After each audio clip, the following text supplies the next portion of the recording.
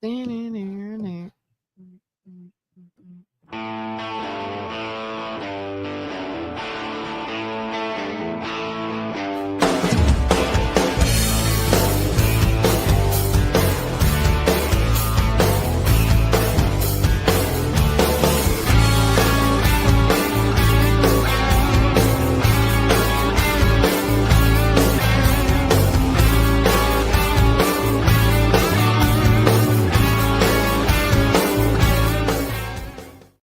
morning, everyone. This is Youngstown's Talk Channel. Joe and Kelin at the helm today.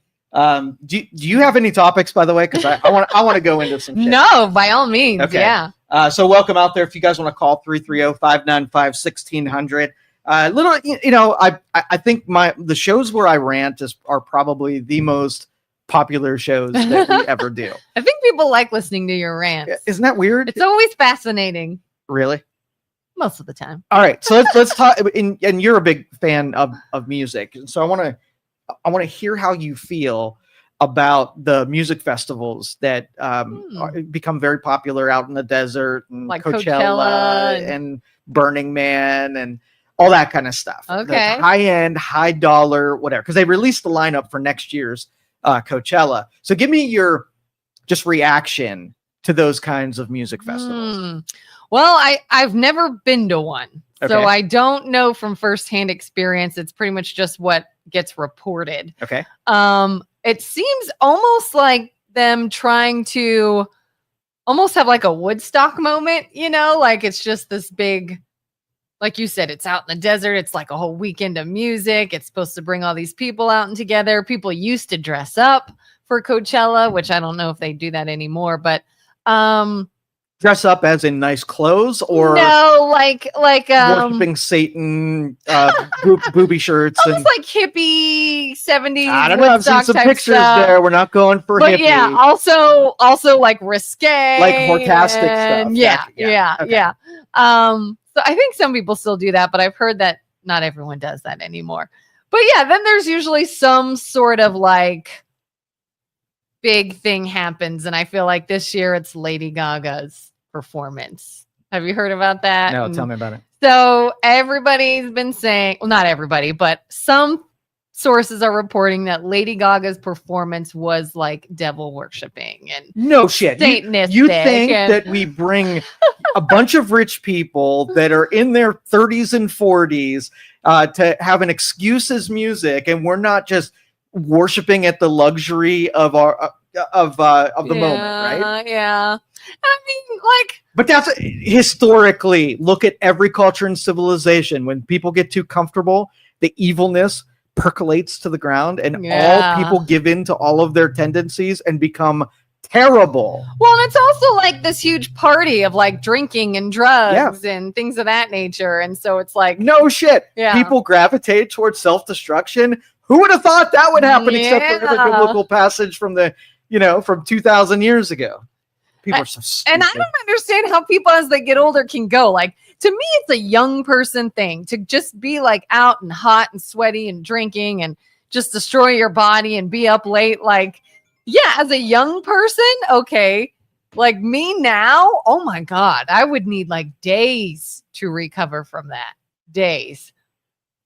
I know. Supposedly people are now even worried about Justin Bieber because there's all this video of him like tweaked out and stuff at Coachella, and they think now he's back to abusing substances. And I don't know. At least we're not celebrating the worst of us. That's not what we do here. Go out there and do all these things, but then when you have a problem, not if you have a problem. When 100% guaranteed that the lifestyles that are being promoted and celebrated are destructive and have lots of casualties involved. So when it happens, you don't see me saying shocked and surprised. It means that those pursuits are the cause of destruction in our culture. It always has been. Do you think you could have like a big, huge music event and not have it be destructive? So here's the difference. And I love music, and we celebrate musicians showing the town, being awesome on stage, and having fans of those people support them through tickets. The musical expression is what it's all about. Mm-hmm. Yes, you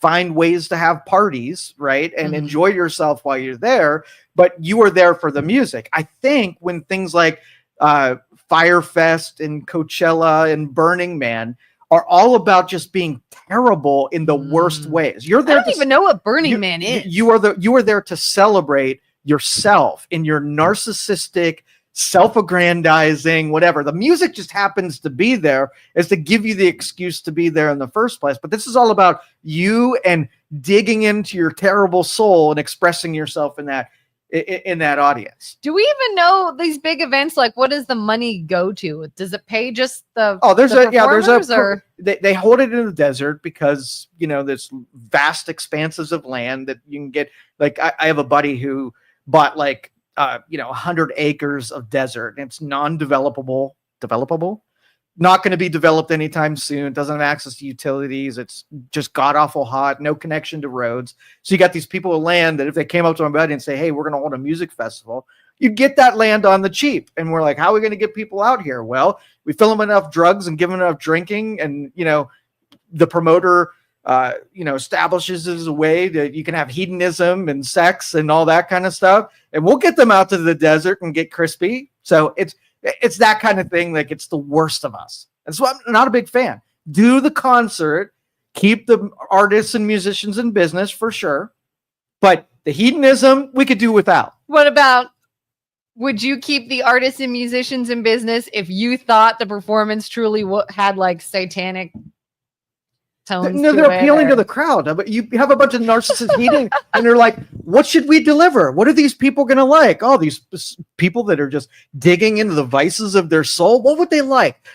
Should we do human sacrifice? Well, maybe not that one. We haven't. That might be too far. Yeah, so no human sacrifices. Should we do incantations and trying to bring the devil out of hell? That might be messy too. So, and they just kept going down the list and thinking, this is edgy. Right? Let's get as edgy as we can to keep the little Satan worshipers at the festival buying $30 beers and, having sex and doing drugs here long enough. And that was the business plan. Well, because I like Lady Gaga and I don't worship the devil, and I don't think she does. I think she was delivering the package that was hungry for in that crowd. Same thing with The Weeknd, and the same thing. All of them know who their audience is. And I would say you all are terrible people, and you are all enabling when I learned in Sunday school what an evil world this would become if there weren't people putting pressures on it not to become that, is being, I didn't know it would look like this when I was a kid. I thought maybe, cockroaches coming out of the ground and some supernatural whatever. And then I look now like, oh, those are the cockroaches. That was the deadly sins that brought us here. So what are the differences, would you say, or would you, between something like Coachella and Woodstock? Or would they both be bad? I would say Woodstock, the hedonism was the byproduct and the symptom. Coachella, the hedonism is the point and purpose. Okay. And you're right. Like, everybody wants to be involved in something where they can have a club, right? A club of people. And with Woodstock, it was the common interest in the anti-war movement and the music that was on the stage. And, it was a party, and everything happened because you just put those kind of people in the circumstance, young people and whatever. And that just happened to happen. But then everybody's like, oh, that was kind of famous. I want to be part of that famous thing. Same thing with the riots. Like, you saw historically, you saw people become famous because they did a certain thing. So we're like, I want to be famous too. Let me go do the same things that other people did. Where the riots before were the symptoms of, right? Not the purpose of. But right now, all of those things are the purpose of. So we want the thing, and we're like, we just have to figure out a way to engineer so we get the thing that we want. We don't wait for the arbitrary math to maybe deliver my famousness, right? I want the famousness, and that's how I get it. So it's the intent. It's not so much just attending a huge event, but it's, I want to go because this is what famous people do. It's and exactly this is where celebrities hang out. All of the elements that everybody liked about the other thing, you put as in an ingredients versus where it wasn't part of the plan, but it so happened to happen during it. So like a Live Aid or like a what was that big Queen? Like when Freddie Mercury was alive, he had this big performance at this big show that was a fundraiser. Was that also called Live Aid? Do you know what I'm talking about? So something like that might have the hedonistic behavior, but it's not built around right. that. Right. Now we know how to get it there. Mhm. We know how to stage it, so that's what it is, and we know exactly what to do, who to keep out, who to let in, how to brand it, how to market it, and then it's the thing. All right, so here would be my challenge. Okay. Let's do Coachella, right? But let's do it so that we have some of the same components where it's a music festival, but let's have it so we keep the evilness out. Let's have a non-evil version of Coachella. Let's try to get people from no drugs, no drinking. We're going to drink Perrier because we have to still cater to the wealthy crowd that's buying $1,000 tickets to be there. So let's give them nice, healthy, enjoyable, maybe softer music so that maybe some of those fans that spritz water for when you're hot. Right. And then we'll see who shows up. We'll have a dress code so that you can't just come and be a spectacle in of yourself. No dressing up. Let's blend into the crowd and just enjoy the music and have conversations over cheese charcuterie boards and stuff like that, and see if we can pull Coachella off without the devil. Like, no, don't invite the devil and see what happens. So basically do like a Christian event. You don't have to go in that direction either. It can be, listen, if you could take Satan out of it and just be neutral without having to put a different deity on the stage. So like sing your song without the red lights and the ram, nothing to goat heads and the exactly. Make it about the music and your talent on the stage. Make it the merit of why people are there. Give people good value for the money that they put in there, right? And take the audience out of it. Let them just be the audience and enjoy it. Don't make them part of the show. But everything is to an absurd level on purpose, right? You just don't build a 200-foot wooden sculpture and burn it in the middle of the desert and have people like doing that and one step away from taking hearts out. Did that happen? What? A burning sculpture that is the Burning Man. See, I don't know what Burning Man is. Let me show you a picture and you'll know it. Everybody knows Burning Man. Burning Man is the name of this music festival? Yes. Why have I not heard of this? Maybe because I'm not a heathen. Yeah, so they make these big wooden sculptures and then they set them on fires. What? Yes. It like the inner child was one and hands. How weird. All kinds of sculptures. Yeah. So that's part of what it is they do, and it's chaos. What's the significance of that? Why do they do that? That's as far as I know about these things. And then there's a music festival around this giant bonfire. Yeah. In the desert. In the It's desert. gonna be so hot. Number one. I know. You're in the desert by like a bonfire the size of a building. Oh, you have a phone call. I'm sure someone's going to yell at me for. You're so conservative. Rude. I just know where this ends up, and I want to save society from the inevitability because all those dumbasses are going to be looking around like, "Hey, why are all the cities burning? Why can't we keep an economy propped up? Why is everybody why are we catering unhealthy to mental illness? and dying? Why is everybody depressed and anxious?" All right, let's talk to Luke. I'm sure he'll add something to this. Luke, are you there? Hello? Yeah. Are you going to Burning Man or Firefest? Hello? Yeah. Can you hear us? Joe? Can Yes. you? Oh, Hello? We Hello. hear you. You can't hear us. Sorry. Can't hear you if you can hear me. Can't hear you. we can hear you. All right. We'll try again. What Anyway, happened? but Firefest, this is an interesting one.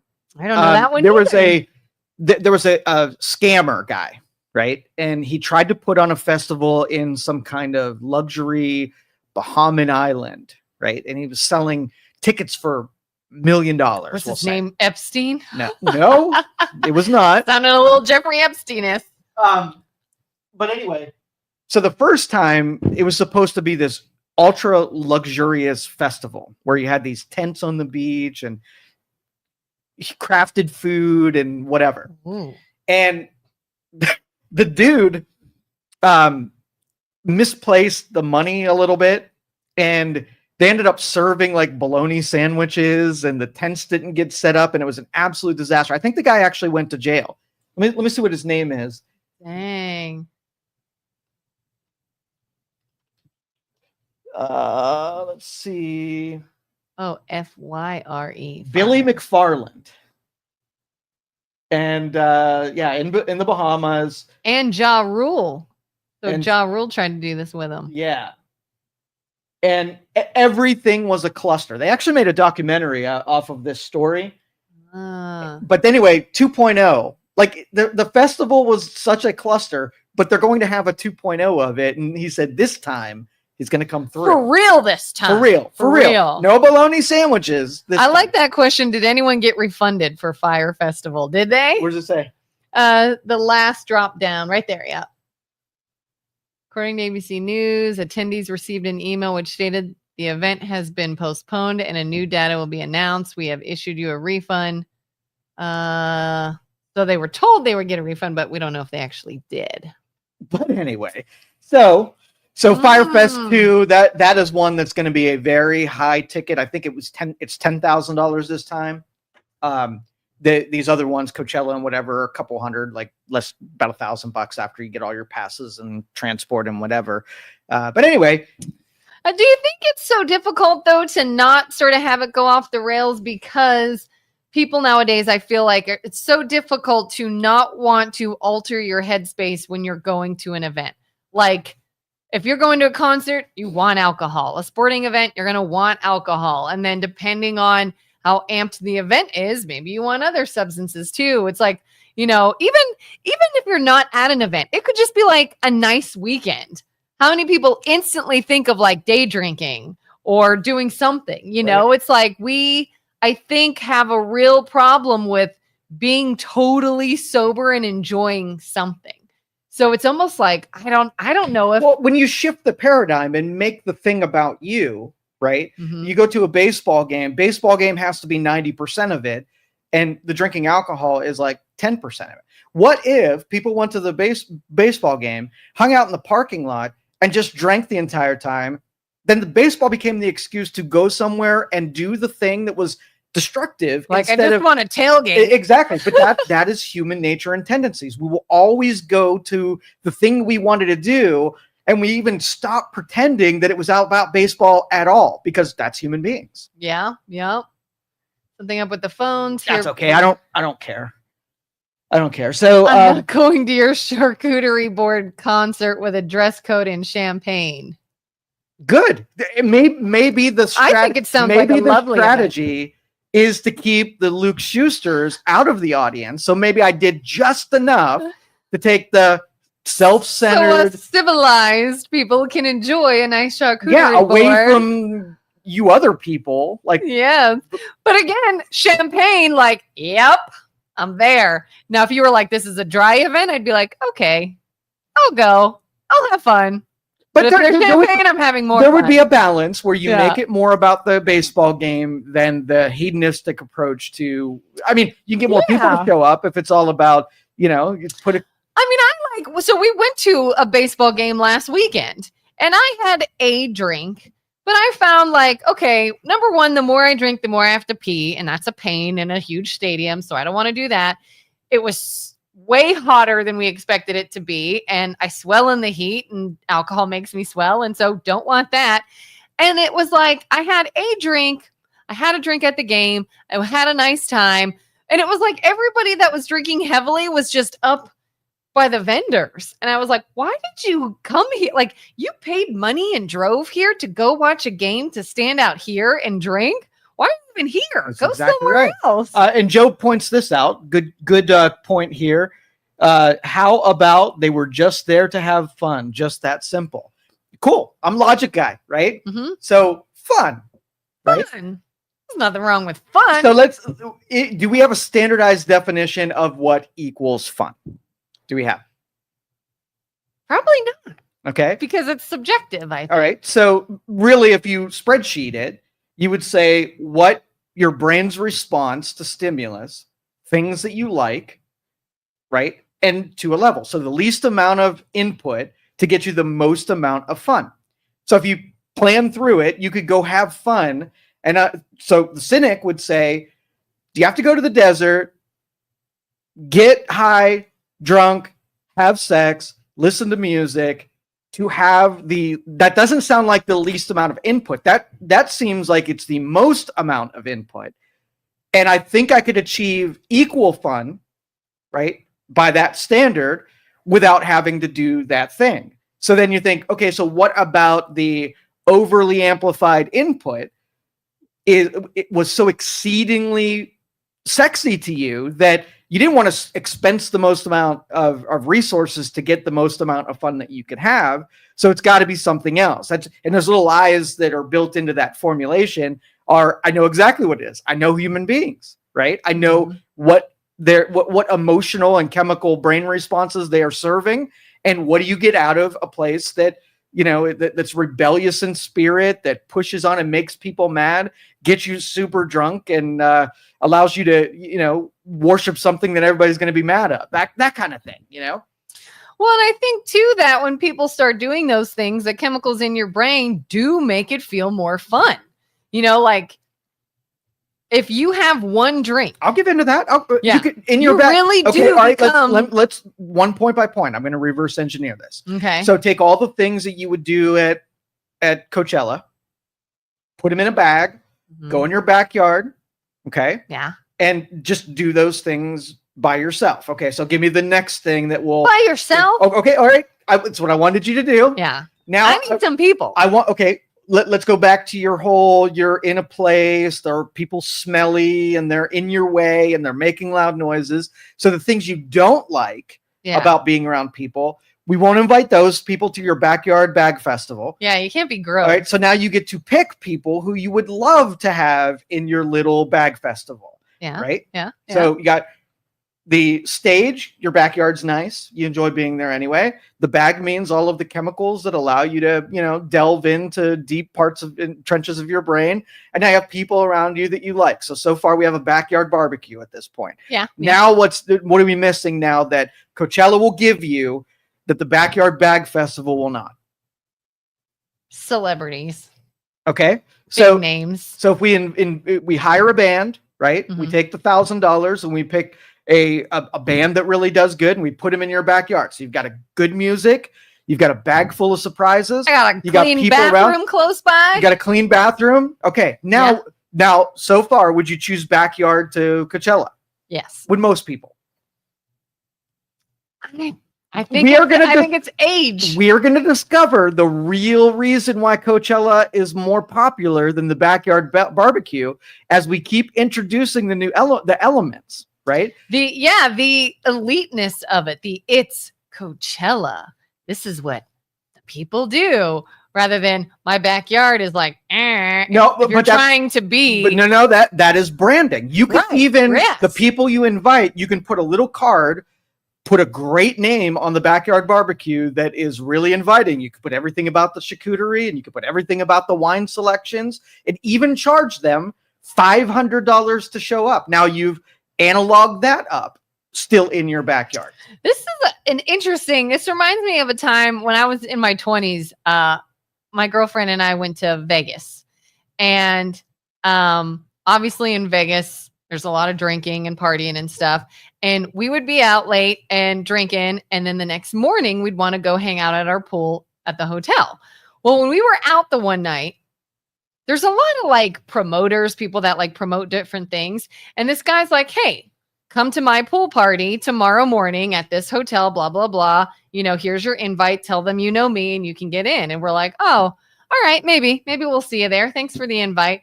And we eventually slept in, went to our own hotel pool, laid around. Wasn't a big deal. Why would we go all the way to your hotel and your pool? We have one here. Well, then my cousin who lived in Vegas at the time was like, what? And I said, well, yeah, we didn't end up going because we were tired. We went to our own pool. She's like, you go to those things. She's like, that was a pool party you were invited to, meaning celebrities go there. It's invitation only. It's a big deal. And I was just like, Oh, but again, the only reason we would have gone is because it's a big deal. Celebrities go there. That's what we're going to dig at. So these things that you're going to throw on there, right? And Joe had another good point here.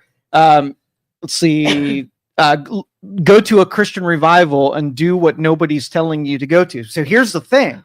What Coachella would do, like if you went to a revival and then you were that rebellious, you would be judged and admonished and you probably kicked out, right? But what you need when you're worshiping the devil and you are doing all the wrong things is you need people around you that will be supportive of your bad decisions, and they will engage you and reassure you that all your rebellious spirit is natural and it's a fair expression. And that's why when you're doing the wrong thing and you have endearing people around you, you create a little tribe of fellow devil worshipers. And that's what you need. You don't want the criticisms and the judgment on people who will disagree that that's how people should behave. Well, it's interesting. Julie says, I'm so much older than you guys, but I feel so much cooler.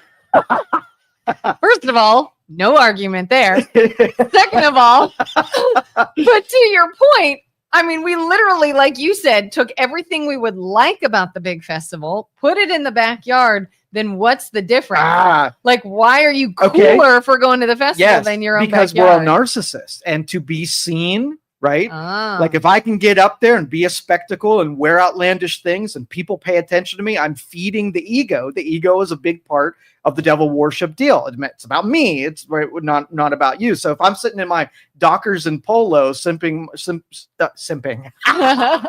that devil coming out. Freudian slip. I swear it was on purpose either. Sipping my Chardonnay, right? I wouldn't be the spectacle. I wouldn't stand out. No one would be paying attention to me. I would be enjoying the party rather than the party enjoying me. Let's see. It's personal choice. What don't you understand? No, I'm not, and I'm not judging. As long as we have an honest, we know what we're doing and we can be honest about it. This is a place where we want to go, be rebellious, and have people pay attention to us, and have a bunch of people will tell us it's all okay. And everybody enjoys doing something they feel is above their pay grade, doing something that the celebrities are going to. You feel like you're in the VIP area. That's appealing. Yeah. Bottle service and special attention that feeds the ego even more. And so it's the ego fest. It's the ego self-spectacled narcissist fest. Yeah. We're really going to call it the right thing. Being a young 20-something-year-old girl out with their girlfriends, it did. Like there were times, depending on where we were, that because we were young girls, we were invited to the VIP table or we were bought drinks. And so why is that? Why do bars give special? Because they can make money off of doing that for us. They're feeding the ego. You will say yes to that because that is an acknowledgement, right? And gives you the chance for someone to pay attention to you and feed the narcissist ego in all of us. Yeah. If you don't think these things appeal to our vices and they are specifically targeted and marketed to do those things, we're just being dishonest about it. It's not a music festival, right? Because you can have that anywhere. It's a party. It's a rave. Yes, you are judging. I absolutely We are judging. Look up what the high-end ticket prices went for Coachella. That completely feeds into the narcissism that you're talking about. Crazy. Yeah, and you'll pay it. You will go to a place. You're in your local, your local community, and if the ticket prices are $50. Right? You'll be like, that was just too high. I can't spend that kind of money. Right? Yeah. Next weekend, you're at Coachella spending $1,000 on a ticket price where you got less accommodations. You were not served well. Everything was an inconvenience. The food was terrible. Everything was overpriced, but you'll love it because it was two different things. One thing, you didn't feel like you got very good value. The other thing was you were the value. It gave you a little stage to be your little hedonistic self, and you loved it. It's funny, too. I remember going out with my girlfriends when we were living down south, and just this little bar in town was like charging this pretty expensive for the area cover charge to get in. And we're like, what? And they're like, yeah, it's like whatever to get in. And I was like, this isn't Vegas. This is little Columbus, Georgia. Like, what are you doing? But if you think about it, it's almost like, well, we're going to go in, we're going to dance, we're going to have drinks, we're going to talk. What would you do in a Vegas club? Go in, dance, drinks, talk. But it's like, ooh, big Shiny Vegas. Exclusive. Little hole in the wall on a street. Feels like. Yeah, right? it did. It does. And they cater to you. They make you feel like you're special for even being here because that's how they make their money, is making you feel that way. And and they draw, like I said, if I have a Rolex on and I have a Timex on, right? Some could argue there's accuracy, but that doesn't really matter. Like the accuracy of your watch, you're not launching spaceships because of the timing that's on your wrist. But would I spend $100,000 on a wristwatch? Right? What about it would make me spend that money? Yeah. It's an acknowledgement of success. It's acknowledgement of self, and it's narcissism. Is that Emma Lobro's calling us dorks? I don't mind it. I really don't. Just because you're not invited to our party. God. Because it's so exclusive. Invitation only. Invitation only. But yeah, I mean, like, I think even women do this with like designer bags. 100%. If I buy a designer bag, I could say that, yes, I believe to an extent they are made better than cheap bags. And that is true. But the bigger appeal is, look at this really cute bag, and it's high end, and it's very trendy, and it's very chic, and it's very fashionable. It's kind of made better than a cheaper one. But it feels better. But what if you could buy 20, like if the bag's utility is to carry stuff, you can make the argument that one might not last as long. And so you would have to convince me that you wouldn't have, if you bought 10 of the other ones and had 10 of them, they would be cheaper than the one that's going to last long. So really you just oriented some kind of rationale in there that would make the stupid thing feel smart to you, when the real reason you bought it is if you just said, I like that it's expensive, and when people watch me carrying this bag, they're going to think better of me. It's not about, that's why they put the logos on the outside, right? Yeah. So people can see you with the logo and they feel better, and it feeds your ego. Yeah. Because then, like, if it was that expensive, then I don't even want to use it out in certain places. Like, why do you have it? To carry my stuff? Well, here's a situation I need to carry stuff, but it might get dirty or wrecked, or so I better not. I better use something else to carry my stuff, which proves, well, this is just for the looks. Exactly. This and if we're on, and I don't care. And like Joe said, it's all about your preference, right? And so like the engineer that looks at all the math of this means that if all we're doing is enabling narcissists to go down the biggest depths of ego that they possibly can, there's going to be so much peril that is associated with this. So Joe's going to make, once we get a bunch of people cultured into the narcissism and their lives are destroyed because of their decision making, Joe's going to say, those victims, we need to help them. When I could say, oh no, that pursuit has no good in it. Yeah. Short-term, tasty, long-term devastation. Don't do that. Just like, just like the wisdom of, the slippery slope arguments. Those are my favorite, because I'll say, hey, if you do this thing, you're going to do this. If you have a bunch of animals in your yard and you start feeding them, slippery slopes guy's going to be like, if you feed them, they're not going to know how to, get their own food. And you're actually doing them harm down the road because they won't be able to feed themselves. And then their babies and next generation also won't be able to feed. So now you're stuck feeding them forever. No, they're so cute. I'll just feed them. Okay. So I sit back and say, watch the destructiveness of civilization. And you know what ends up happening in the end, you know what happens? The people that do Coachella, they're the pharmaceutical companies of tomorrow, right? They create a bunch of mind-numb people who are dependent on the amplified ego and self.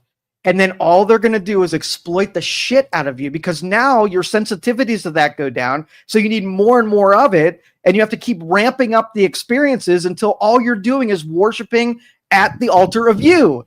And that's, I just gave you the biggest warning. And what's interesting was he's like, oh, you're so uptight, overthinking. Okay, so how's this for overthinking? So someone attends a big party, a big concert, a big event. We're drinking, we're on drugs, we're out of our minds, we're doing whatever. Then maybe they get in their car and they drive home and they get in an accident and they kill someone. Now, are we too uptight? Or let's say they go and they vandalize your property because, hey, we just partied right down the street. we're all high on something. Now we want to bring this onto your property and in front of you. And now we're out in public. We're not at the concert anymore, but what we did there, we're taking with us. And now we're in your face and we're in your way. Are you then too uptight if you're like, hey, this is bull crap? I don't want you driving. And I mean, that's right. That's an unfairness. If we create a bunch of people who are so self-centered that they're not looking out for other people with no considerations, yeah, that puts a damper on the people who followed the rules and, didn't go out partying. But even the bigger influence is you go to that party, you get a taste for things that are not true in the name of fun. And when you go back to your normal life, it's not as spectacular as what you experience. So you're almost deadened to real life. Now you have to bring other things into your world that spice it up and make it more exciting in those same hedonistic fashions. Yeah. So now you destroy your home life or alter it for other people that are victims now because you had a higher sense of stimulus, right? Yeah. And now that is ruined. And you multiply this by millions of people, and what do you get at the end? And I've been to Vegas twice. And again, like, I like to have fun and I like to have a couple drinks and I like music and I like going out and being social. I can absolutely see how Vegas can make you feel some kind of way. Yeah. Like when you leave, it is very like, it's almost, to me, it was almost like a dreamlike state, like a weekend of not reality. And then you get back to reality and you're like, whoa, what was that place where you're almost sort of like hidden away to do things you wouldn't normally do? And slippery slope, I think it's like a gateway. And in small doses, those are kind of wake up calls. I remember the first show that I promoted out there. I had not really done any business in Vegas until that moment. And the Thursday before our show, I was in my hotel room. Right. And I flicked on the TV to watch the morning news, and the commercials that came on, it was literally just a person screaming into the camera.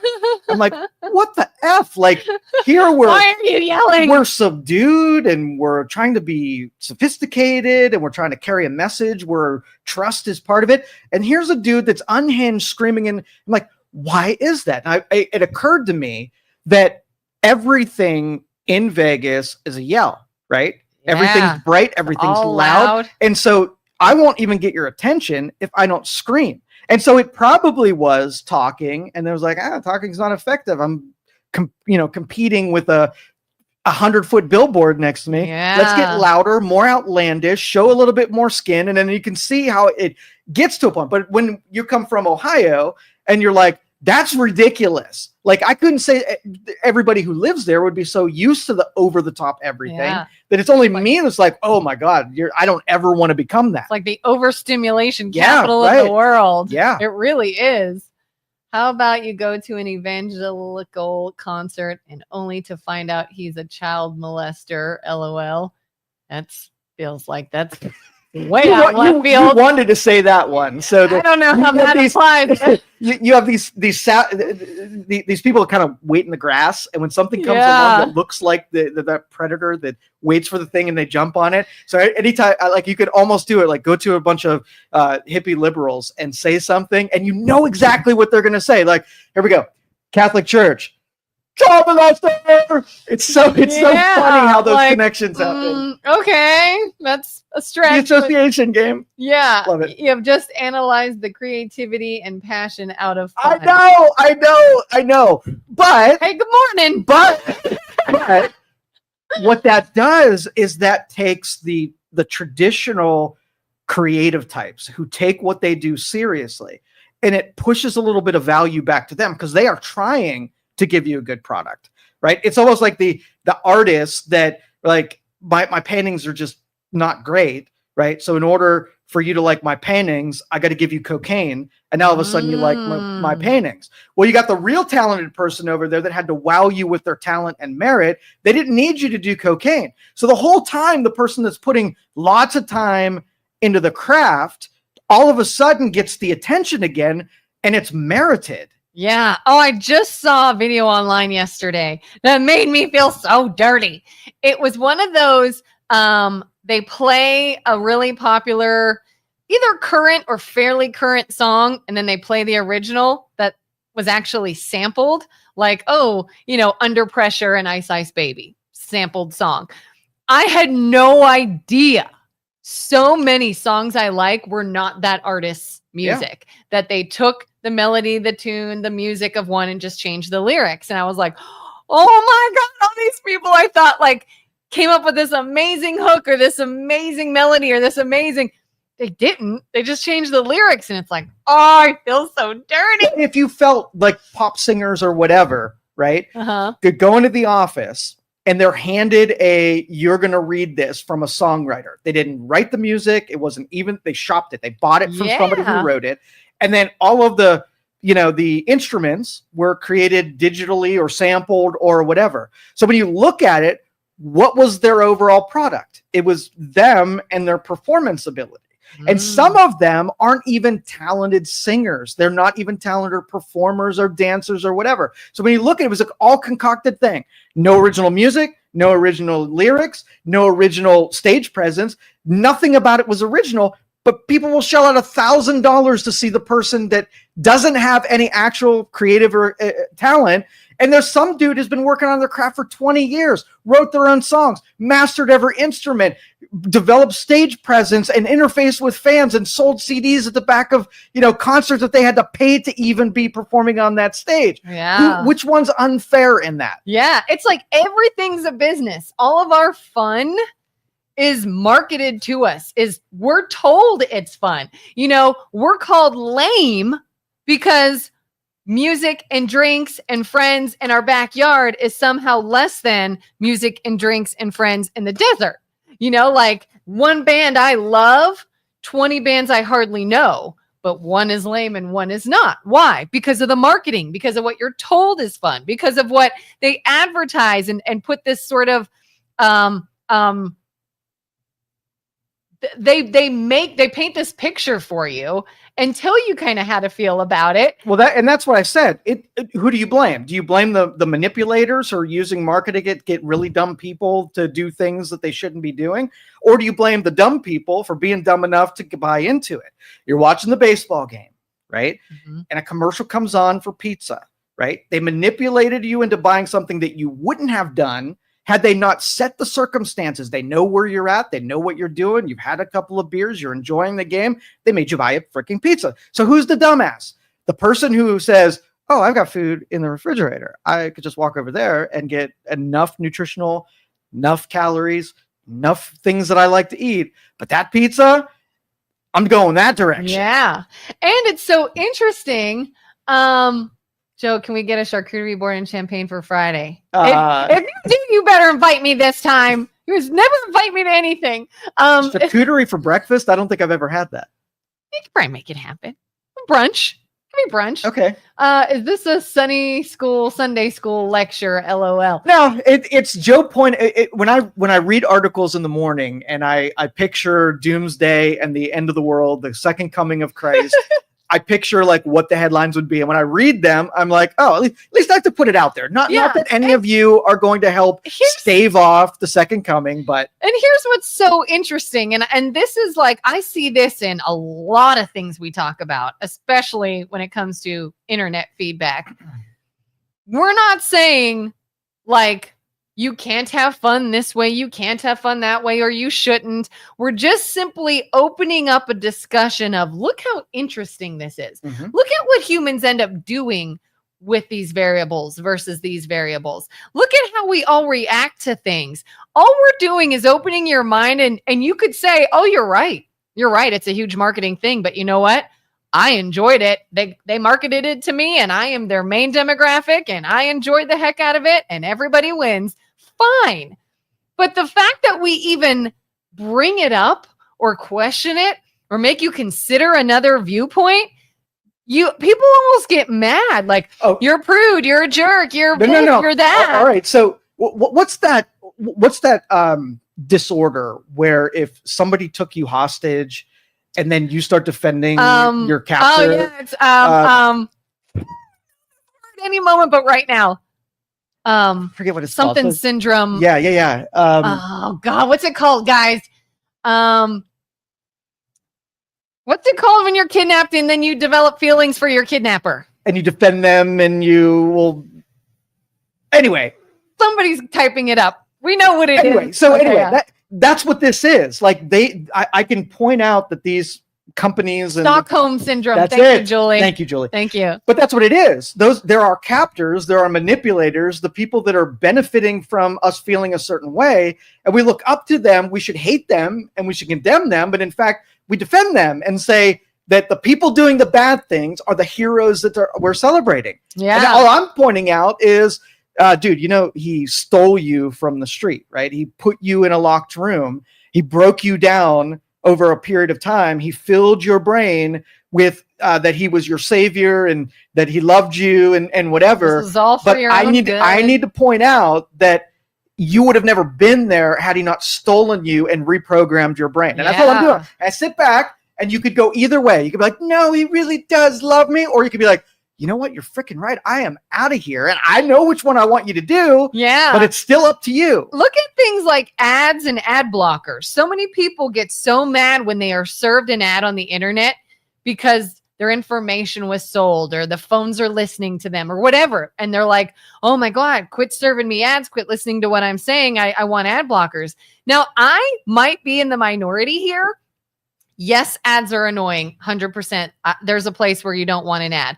But if you truly know what I like and you're like, look at this cute top, look at this piece of jewelry, look at this makeup, and it's something I really like, I'm like, oh, well, I do like that. Thank you for showing me. Like is it a business to them? Are they serving me these things? Sure. But if I like it and I'm happy with the product, what's it hurt? Just like, hey, you want to go to Coachella in the desert and be served all this stuff to make somebody money and you had a great time? By all means. We're just saying you can also have a great time in a different way and not cater to someone else's pocket, but just your own the unhealth part. If somebody came along and gave you a lecture about Twinkies that you were eating, I'm not trying to deny you to eat Twinkies, and Twinkies can be eaten in a healthy way. Not a healthy way, but in a non-destructive way.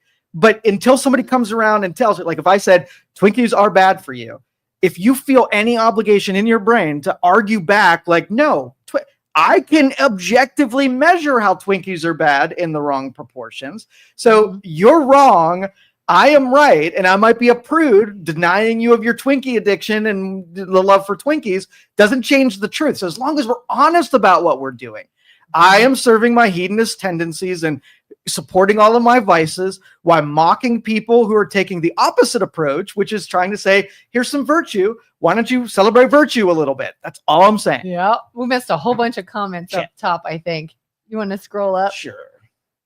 Firing people up. Kelin, Isaac, and I talked, and we don't want you hanging out with Joe.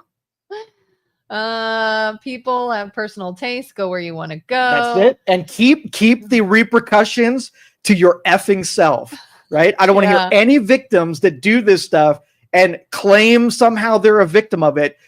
You were having fun.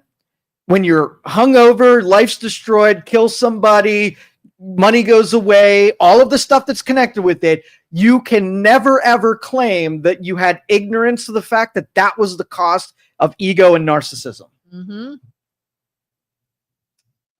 No one's forcing you to go. That's right. Right. And that's the thing is like, people get so defensive, like, we don't have to go. Did I say you had to go? Nope, it's all just I'm saying is like, yeah, like if I go, I know now that if I go to a party and I start drinking, I know where this is going to go. I know I'm going to feel awful. I know tomorrow's going to be ruined. I know that I'm not going to feel great, but I'm like, you know what? I'm acknowledging it and I'm going to do it anyways. If you want to go do those things, go do them anyways. We're just giving you an interesting perspective as to why we do things. People don't like hearing it. You don't like hearing it. You almost take it as an attack on you. Just as if I want, or you just had a fun weekend. Sure. No depriving anyone of their fun. This is not the point of this. I want you to have fun. Kelin, I want you to have fun. We have fun. And I want you to keep all the symptoms to yourself. I do. Yeah, maybe is that your point where you're like, you know what? Go do what you're going to do. But if you mess up your life, it's on you. Come crying to us. Yeah, don't pretend. Don't say, well, we were nasty corporations are so manipulative, right? Like, No. Yeah. You chose this because Joe already told you that you are buying the repercussions, and you might get them, you might not, but they're yours either way. I mean, someone's opinion is someone's opinion. The person who said earlier, well, you go to an evangel concert and find out they were molesting children. That's not good. You don't like that. You don't want to go to that. So does Joe want to go to the desert where he feels they are worshiping the devil? That's not no good. chances of molester in that crowd. Not at all. Maybe a murderer, pedophile, like the whole thing. It's totally fine, I'm sure. I think my probabilities are higher that Coachella is housing more deviants than the church is. Like, just my spreadsheet. You might, because if I said, hey, there was a not nice person at Coachella, you'd be like, oh, like there's no conflict there. No shit, right? But when you take something that's supposed to be the bastion of virtue and you take somebody, then you're super surprised when there was a bad person in that hallway or in that roof. So do you have friends, Joe? Seems sort of boring. I am super boring. Conservatives are no fun. Are you conservative? I'm not. I don't really, It's so interesting. Like, depending on what you say, you're labeled either a conservative or a liberal. So what are you if you get called both? I've been called both. But you get to say, and sometimes I call myself a libertarian. Okay. And I only do the libertarian name as a, make the power and control of things as minimized as you can possibly get. That's how I'm a libertarian. So if there's something there, I always want it smaller. Every single thing, the power, the control, the money, whatever, make it smaller. And that's my libertarian. But I'm mostly, if they had a math ideological party, I would be a mathist, right? Math. And so I have a way of taking a policy and I put it through the filters of math. And it's either going to be something that's good or something that's bad, something that is a villain, something that is a hero. So I can take something like universal basic income, put it through there, and I don't go and say, oh, what do the conservatives think about this? What do the liberals think of this? I don't care what anybody thinks of it. So do some of my, if it's a math, like capitalists and conservatives, there's some policies that I will put through and always come down on the conservative side of things just because they're math, right? There are very few emotional policies that ever enter into that because I don't give an F about anybody's feelings. Like I really just don't come from an emotional paradigm. So there's very few liberal things. So universal basic income, right? We'll take it from both positions. You know what it is? You know what universal basic income is? Sort of, but I would maybe enlighten me more. Okay. So universal basic income, you have all citizens of your country and you give everyone a base amount of money as just being part of the culture, the civilization. You get a check. There's like your that's allowance. meant to cover all of the basic necessities, right? And so there will be a point where personal labor is not involved in the production of things. So right now you go to a place and your overall labor produces a product that's sold. So you are a cog in that machine, right? There will be a point where there's a machine that does that. Your labor won't be involved in that. So in the future, like for instance, if I had a labor force of 1,000 people and they were all, doing riveting, and all of a sudden I had a machine that would do the riveting, I'm going to replace those 1,000 people, but a portion of that machine, because I'm replacing a human being, a portion of what that machine makes, I am going to give to the person who used to do that job, right? And so I've standardized it, and I've said, if we have 60% of the people that don't have a job because they were really good at riveting, well, that does not scale. Like you can't have unemployed people. So let's take a portion of machine labor and turn it over to a universal basic income that makes at least this level. Now, that's from the emotional side of things, covering, building it into the cost of a machine. But from the economic deal, if what you give right now is 0 and you give everybody 1,000, then the 1,000 just becomes the new 0. You didn't make any mathematical headwind. So the person that receives it think that they're getting something. So what if an apartment costs $300? Right now. And after universal basic income, it's now $1,300. So all you did was took the check that you got that was supposed to cover something. And because 1,000 is now the new 0, that it still costs the same thing that it did before, you just move the line up for emotional reason, and it doesn't have any kind of mathematical connection to it. So that's the logical side. So as it comes to universal basic income, I'm both for it and against it. The predicate is that you have to start building where the money comes from in something that's tangible, like the labor output of a machine. And then when the machine does something, that drops down to the person that used to do that. And now there is mathematical intrinsic value into where that money came from. But if you just give it to someone without pegging it to another action, then it's magic money, and you just raise the $0 to $1,000 thing. That's the official. That is. Yeah, you're just sort of changing the value of it. But magic money people don't have a relationship with math. And that's why I think the math party, which I'm going to start, I've officially started it here today. Everybody should have a connection to mathematics, what it is. Now, the powers that be don't want you to know the math. So April 15th, right? We make our tax payments. You aren't connected to the math of what taxes really are. If I wanted you to become more connected with that, I wouldn't take any taxes out of your paycheck. I would make you on April 15th write the amount of money that you are owed the government. And when you look at that number, you're either going to feel good or bad about it. And if it's the whole thing, you're like, I'm sending this much to them? No freaking way. But if I wanted it to be more palatable to you, I'd break it up into payments. Do like the slow boil. The slow boil and like, oh, that's not quite as bad. I only gave them $100, right? So on the aggregate, the powers that be want to desensitize you, make you less familiar with math so that the manipulators can do more to take shit from you and give it to somebody else, and you won't feel quite as bad about it.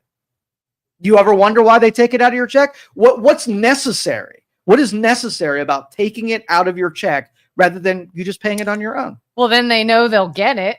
Okay. Rather the biggest than you reason. Not turn it in. If I want to manipulate you, it means that that you'll feel that, and you won't want to give it to them if you see it. You won't notice it as much. You have a direct connection to someone taking your shit. Yeah. Most people, you look at your paycheck, here's what I get, and that's it. It's not like, oh, but look at this and look at this and look at this. They took out, they're just like, here's. With having the least amount of rejection from the person that's giving the money, making it as easy to slide that money away from you and to them, right? Without you getting mad. That's what you're being manipulated by the government, the IRS. Abolish those fuckers. Gosh, we've had so many comments. Oh my goodness. I want people to feel like they are heard. Don't go there. Are evil in church. Don't go there like to church. Maybe is what he meant by that. Measurably, if you go into church, you're not going to leave there feeling that this is worshiping self. It's going to be the opposite, regardless of who's in attendance, right? Yeah. The messaging and what it is from a level, you know what you get as a product of having gone to church, and it's not that. Unfortunately, people can mess up anything. For sure. If you're bothered by the people surrounding the higher purpose, that's not the higher purposes issue. It's the people. The theming. Yeah. Did you ever go to a Halloween party? It's fun to dress up in something ghoulish and act like something you are not for a few hours. I agree. For sure. I love Halloween. That's the fun part.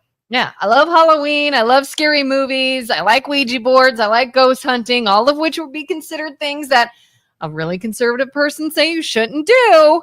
But I don't put a lot of belief in stock. I don't feel as though I'm worshiping something evil. I feel like I'm just having fun. But it is a temptation. Right. And so weak people will probably, you ever walk around town and see people dressed up in like cat ears all the time? You get delved into a fantasy that is not. And now you might have a whole segment of the population who thinks they're something they really aren't, and they actually live it out. Don't you think some people were some people were tempted into the role playing because it was fun and they got addicted to the fun? I can drop out of Halloween and know that I was not a zombie for real. It was fun to go there. And as soon as I took the zombie makeup off, I'm back to being a Joe again. And I know the difference. I can handle Halloween without feeling that I went into the Satanist domain. Yeah. Fortunately, not everyone's psyche can do that. You should apply for the Illuminati. I'm fascinated with the Illuminati. I want to know more about them, and I would love to be invited. There's a lot of stuff. Even what are the Freemasons are another thing that I'd really like to know more about. But I was asked to join the Masons like a long time ago, and I sat through a bunch of meetings to be part of it, and I just wasn't feeling it. Like I didn't feel like it's something that I wanted to invest my time in. And I almost wish I'd gone through with it because they might have shown me things. What do they even do? I've heard they raise money for things and stuff like that, but I don't understand. Like, I've heard of them. I don't fully know what they are, what they do. Ancient group and Masons, the stonemasons, group of people that had immense power and wealth. And so they developed this secret society. And as it kind of got more modern, it turned into more of a regular organization, right? But they still have some of the traditions that are very seeped in mystery and not allowed to see it and do it unless you're one of them and whatever. So there's different degrees of Masonship. I mean, did you watch National Treasure? No. Watch National Treasure and the Freemasons and what they were able to accumulate through the Industrial Revolution and before. They just became a powerhouse of influential people. So those groups always fascinate me. To be able to keep a secret society intact over the course of centuries blows my mind.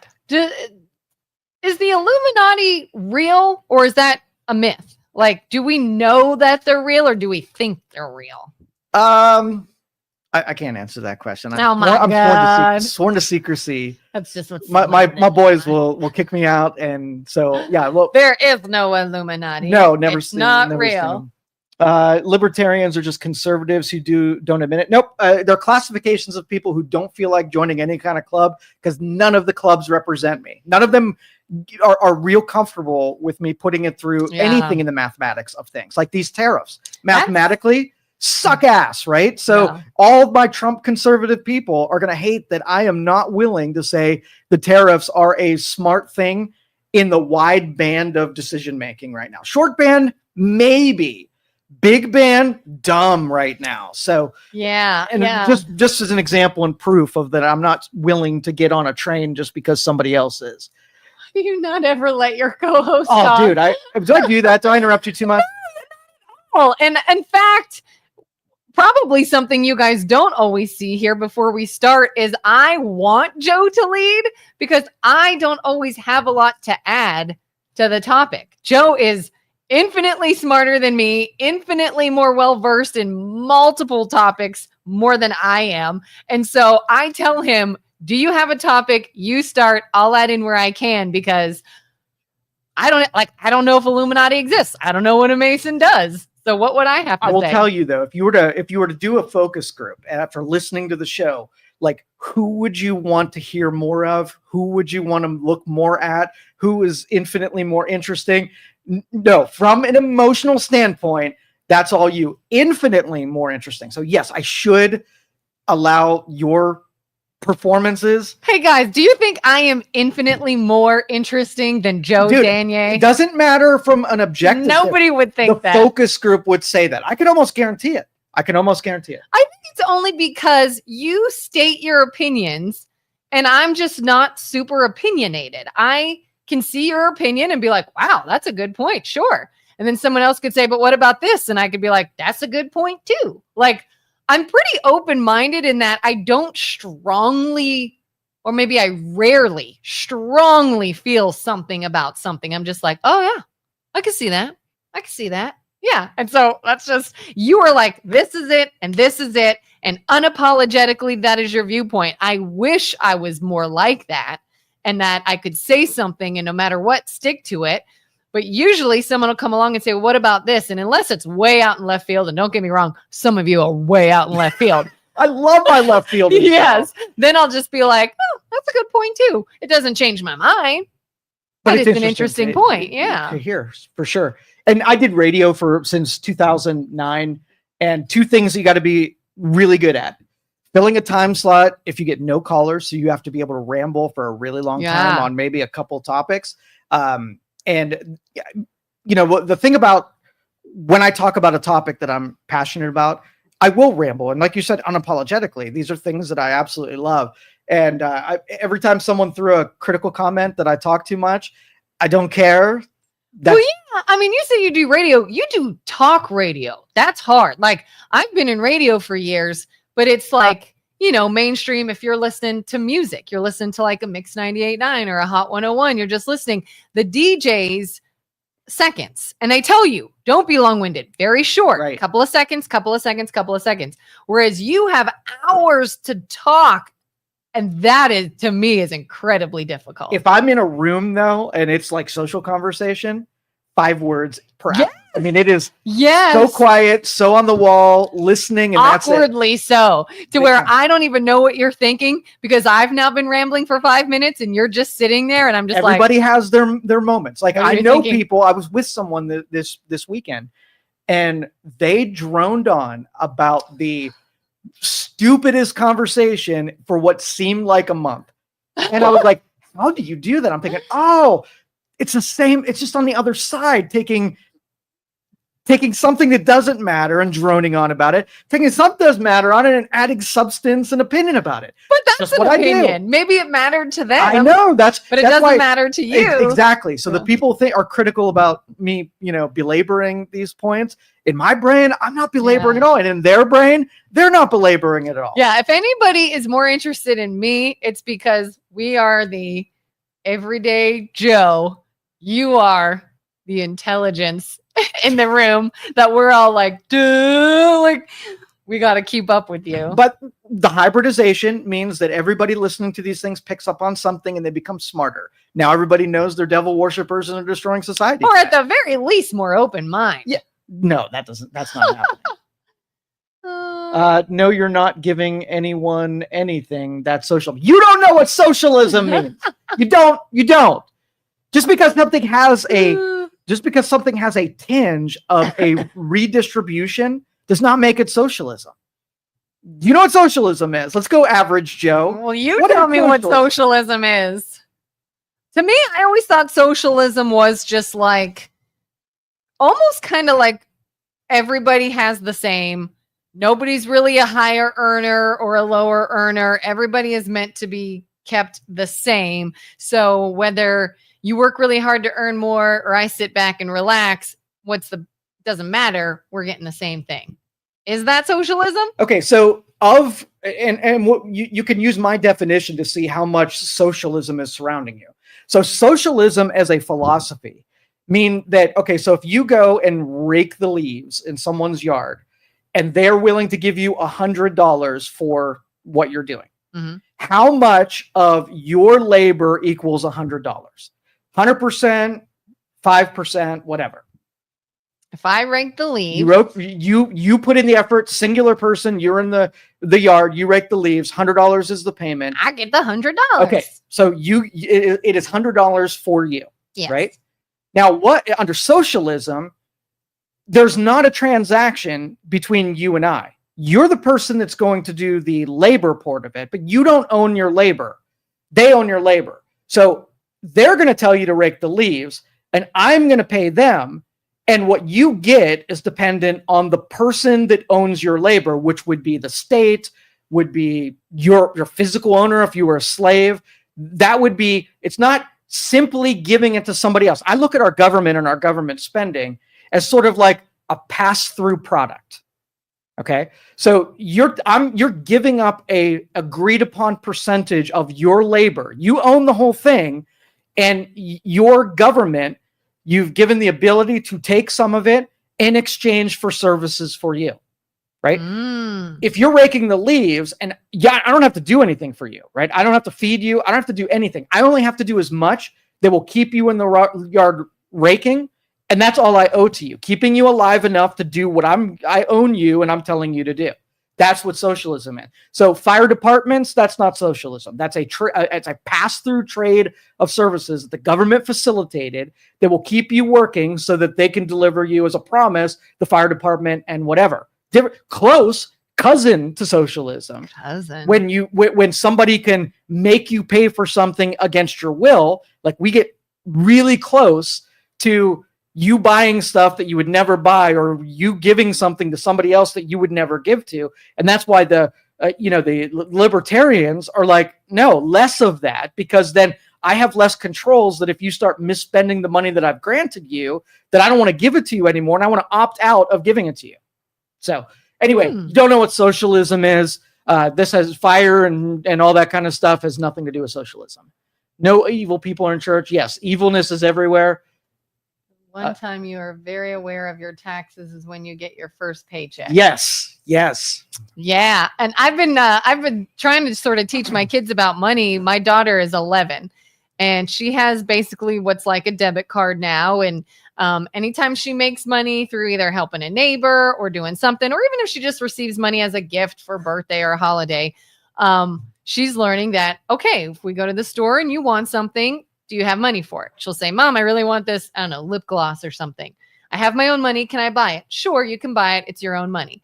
And then we had this discussion. I said, but keep in mind that when you really start making money and someone gives you $20 and you're like, hey, well, this lip gloss is $20. I can buy it. And I'm like, no. Remember, you live in this house that is going to where you live. And there's also some that's going to here. And there's also some that's going to here. So don't think you got $20. I got lip gloss. Nope. You're going to need more because you have other obligations before you get to that lip gloss. And that is transactional.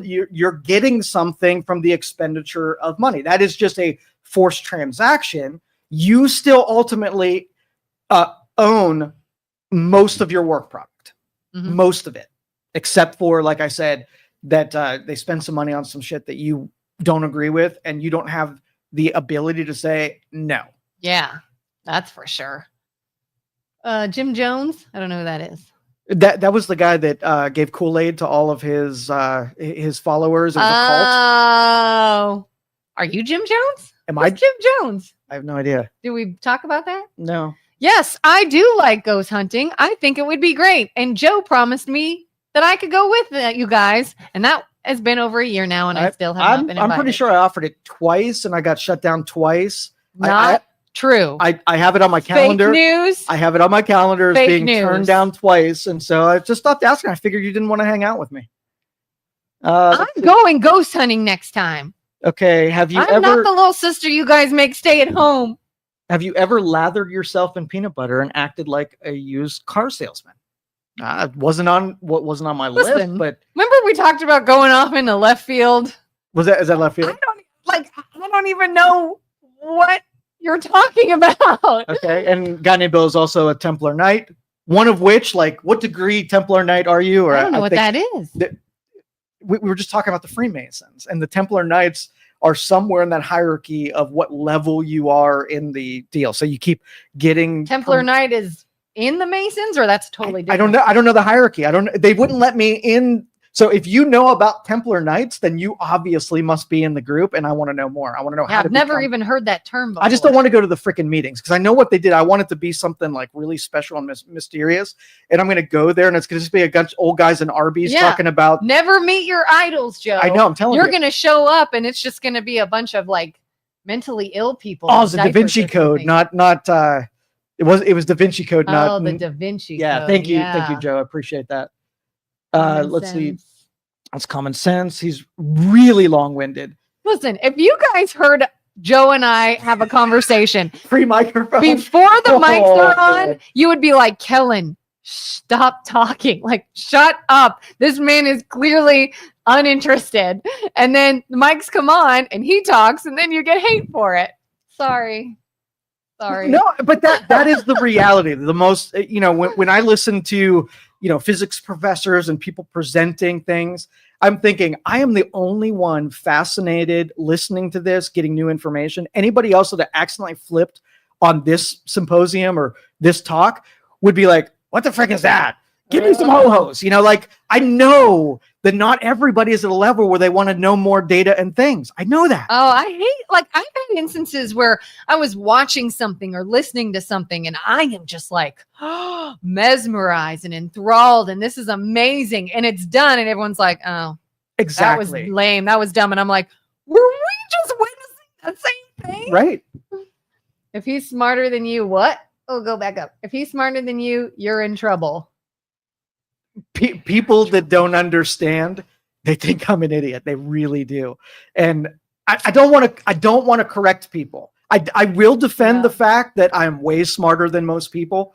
There are very few that I get in a room with, like, they could really take my night. But if for most people, I got to be like, that's not an argument worth having with that person. To me, and maybe I'm wrong. Maybe this is just Kelin drivel that I made up. To me, the ability to see things differently is intelligence. It's not like I can quote dates and I can quote historical figures and I can quote data and numbers and something. That's memorization. That's you heard a factoid somewhere and remembered it.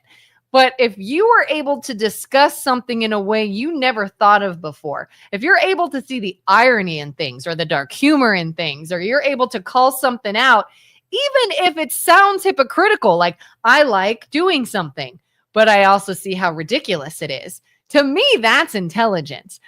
If you are on the internet and you hear something you don't like or you disagree with, and you're just angry and offended and you want to fight, and you don't even for a second think of the other person's point, that's a lack of intelligence to me. Yeah. So I blame schools for that.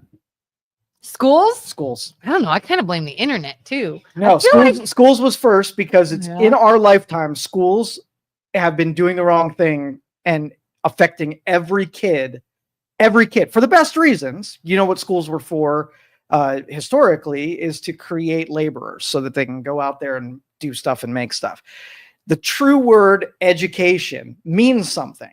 It's to draw out, right? Mm-hmm. To bring something out. So critical thinking and arguing and having someone disagree with you and taking in new information. Well, we have an education system that doesn't do the drawing out. It's indoctrination. I want to take the idea that I think you should have and jam it into your head. So we have these kids that come out of there manipulated by a system that controlled their method and way of thinking. We take the rebels, the people who push against status quo, and we make them the bad students, right? Mm-hmm. When I think all of those rebellious kids who push against the grain are the educated ones, the sophisticated ones. Mm. And so it's so long that we, ostracize the ones who could really do the good thinking, and we celebrate the dumb ones, you get a lot more dumb people. And so then, and I'll tell you, my predecessors throughout all of history, do you know what, when someone was misunderstood, do you know what they did to them back in the day? Mm-mm. They killed them, right? Yeah. And so if all I get is, Joe, I think you're an idiot, and all I have to say is, okay, I'm still alive though, I'm cool with that. Yeah. Yep. Listen to our show. Poor Joe can't say a word between Isaac and I. Oh no, you were with me this weekend. What? That's what I was saying. I was with someone this weekend and they just droned on about drivel. Oh, it was not Luke. But I did totally not. I did stare off in space, and I was contemplating, like, I'm not interested in anything this person is saying, and they just keep going on. I wish they would stop. And I'm like, should I fake paying attention for politeness, or should I try to get out of this conversation and leave? How long do I have to sit here and take this? Have you ever seen that meme that's like, when you're 20, oh man, and 10, that's crazy, is into a conversation and they're still going? Yes. You're like, I do not have a good strategy to make people shut up when they're driveling. But that's their currency. That works in their deal. We're just misaligned. I'm not supposed to be there. You're not supposed to be talking to me. Let's go to places where we can have conversations where we both drone on about things we like. Like, would you ever, be honest, if you were in a conversation with someone and they're talking and you're like passionate about it and you're like, and then this and then that, and you're going on, and the person went, I don't mean to be rude, I'm really uninterested in this topic, I want to be done now. I would love You that. would not feel some kind of way? No. I would be like, I appreciate your honesty because I absolutely don't want to hold you hostage. But then I would secretly go and like, you idiot. How could you not have picked up on that? Like, oh my God, You're such a weirdo for liking this. And I would beat myself up over it. Like, you just came off as a nutcase. And what the heck is wrong with you? When really we all do it. But we do it willingly. Yeah. And so you wouldn't have any of those negative feelings. I would love that so much. I would love it so much. Like when you're like, I want to start a math revolution. And I'm like, Joe, count me out. I don't know math. I don't 100%, enjoy math. 100%. I don't. Just think, if we can align. So I'm a doing machine, right? So when we're in conversation, all I need is for you to put something in one of my machines to give me purpose to break it down into something. Right. So the whole time I'm waiting for you to give me the instructions of what you need computed. If you don't ever say those things, I'm thinking like if somebody called me to the table, the conference table, and says, I want to start a business, my brain's like, all right, give me some kind of problem. Give me something to go through. If they never get to the point that they give me something, I'm thinking, why am I here? Like my only function in this world is to break things down into common components so that we can do something with it. And you give me nothing. Tell me about the baseball game. What do you want me to do? You want my opinion on it? What do you think the pitching staff should do? What do you want to do? Yeah. Have you ever seen the show Love on the Spectrum? Yes. Oh, so my daughter and I are super into this. And to me, what is so fascinating is how a lot of the main characters that they're following on that show can, because they don't follow the same social cues as other people, can just outright say something. You know, there was one where I love that honesty. Yeah, it was this one man's birthday, and I can't think of his name. Sabod. He has autism. It was his birthday party. His mom was making a speech, and she's like, "I'm just so thankful for this opportunity." And Sabod is making such great strides, and he's been going to school, and he's been doing this, and it's wonderful. And he went, "How much longer are you going to talk?" Yes, he's my favorite. And he didn't mean that in a rude way. He was just like, "Can we be done now? Like, I don't want to do this anymore. Can we go eat now or something?" See how helpful that is? What if everybody was as honest as he is? You can go throughout your day and not waste time without information exchange or purpose exchange. Yeah. Or they'll say, you know, like, there was this other person on there, and he's like, I smile real big. I smile real big all the time because I want people to think that I'm not in a bad mood. And one of his helpers said, you know, you don't have to. You can not be in a bad mood and also not be smiling. You don't have to tell someone that you aren't. You could just be quiet and you're fine. He's like, yeah, I wish people just knew that because I'm not smiling or I'm not saying anything. I'm just being quiet. That's it.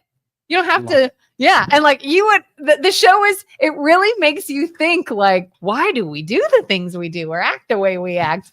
Manipulators. Social cues. Let's see. No, it's me sharing. I doubt she's getting paid the same as this dude. What? I doubt she's getting paid. Like, I'm not getting paid the same as you. Oh, all right. I believe it's helping your neighbor. Oh, socialism. Okay. Here's the difference. I believe in helping your neighbor, right? Yeah. You want to think the best way to help your neighbor is to go help your neighbor, right? And if I'm like, I've got too many things going on, I don't want to help my neighbor, I'm going to take from you and I'm going to force this guy to go help my neighbor. That is socialism because you are robbing someone, two people actually, of free will, right? And when you actually physically go help somebody, it changes your mind a little bit, the connection between spending $1 and helping someone. If you hear that you gave something and that person used your money to help somebody, it doesn't flip the same switches. So in biblical terms, they knew that personally being involved is the virtue. Superficially and peripherally involved does nothing for you. But if it gives you, like, if I'm like, I want to help a bunch of people, you know, that rapping and the kicking puppy dog things, here's how it goes down. This is at the conference table, right? I'm going to take a thing that sounds virtuous and I'm going to use that as a reason to do an unvirtuous thing. So I'm going to steal from you, but stealing is bad and people are going to be pissed off. But if I'm like, I'm going to steal from you, but I'm going to give it to this person over here. In some people's brains, it's like, oh, it's theft, but maybe it's the good kind of theft. And so we wrap theft in it. This just happened this morning. There was what was the issue? I know. It was Department of Education and DEI stuff, right? And so there was a laundry list. You know what DEI is and all of that things happening. There was a laundry list of things that were woven into DEI, like people with disabilities was woven into DEI, and people that had hearing deficiencies woven into DEI.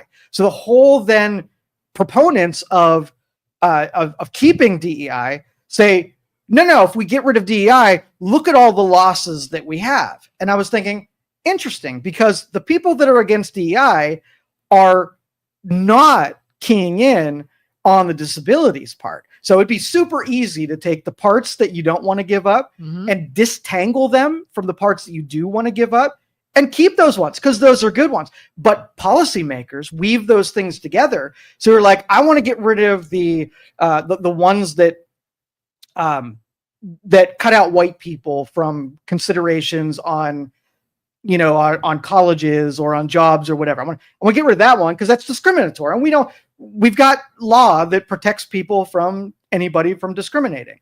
So what I'm going to do is I'm going to take the discriminating one. I'm going to weave it in with the I feed children one. And it makes it incredibly hard to just argue against the 50% of it that you want to lose with the one that you really don't want to lose. So here's what I considered. I thought about typing this out this morning. I just didn't have enough time. So here's what you do. Right? The DEI thing is basically coupling federal funding down to colleges unless they say no discriminatory practices. And then we volley it up to the states and say, all right, states, we want these things. So let's let the states then fill back in the things that help people with disabilities and getting rid of the discriminatory practices that led to the conversation in the first part. But it's not an all or nothing thing. But it's not an authentic discussion because we're talking about it like it is an all or nothing thing. Either we got to take the discriminatory practices so we get the thing or nothing at all. Yeah. And I think that is why politics and policies and everything that we talk about is such a sticky topic.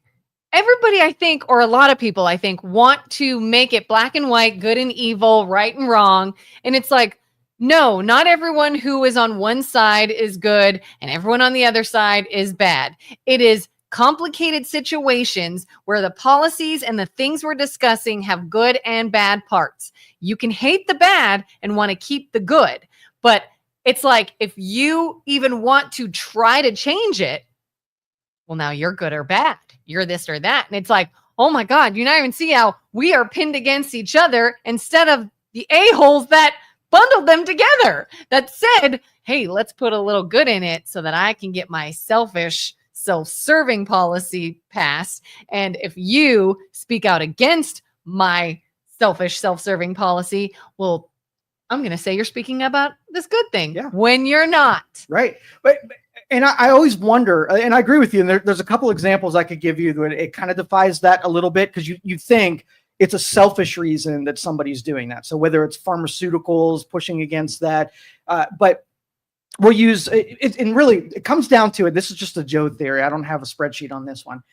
But you have too many non-problem solving dumb people that are making decisions. Okay. So from a machine logic standpoint, let's just say that you have police officers that go beyond the bounds and they get too overzealous. They beat on people. They break the rules that they're supposed to. So we have a bunch of those, and it's demonstrated on our TVs when somebody crosses the line, right? So you come to me and say, oh, there's some things in a system that you want to root out. Okay. So let's methodically go through and root the things out that we don't want and keep the things that we do. When the dumb people are in the control, you know what they do?